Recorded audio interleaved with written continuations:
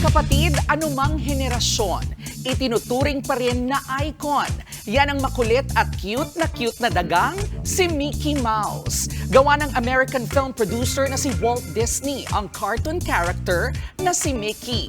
Taong 1928 nang ipakilala ni Walt ang makulit na daga sa tatlong animated films na Plane Crazy, Galloping Gaucho at ang pinaka-iconic na Steamboat Willie. Dahil po sa pelikulang yan ay unti-unting sumikat ang brand na Walt Disney.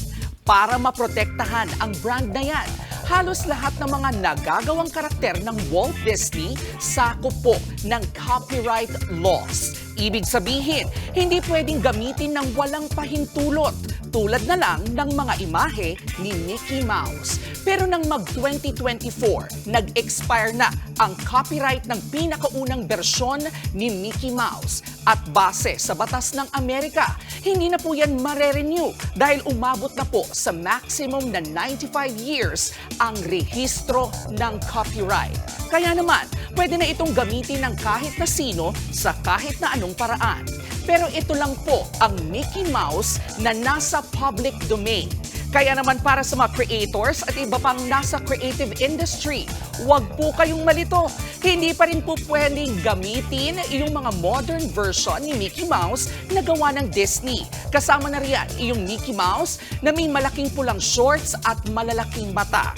Sa lahat po ng ito, ano pa man ang bersyon at uri, di pa rin matatawaran ang ambag na saya ng paboritong cartoon character na ito na tumatawid sa kahit na ano pang henerasyon. Mula noon hanggang ngayon, ang pag-iingat sa ngayoy iconic character na si Mickey Mouse patunay sa ating araw-araw na paalala na ang K-alaman ay K-yamanan. K?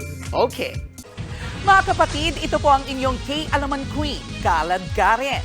Always remember na ang K-Alaman ay K-Yamanan.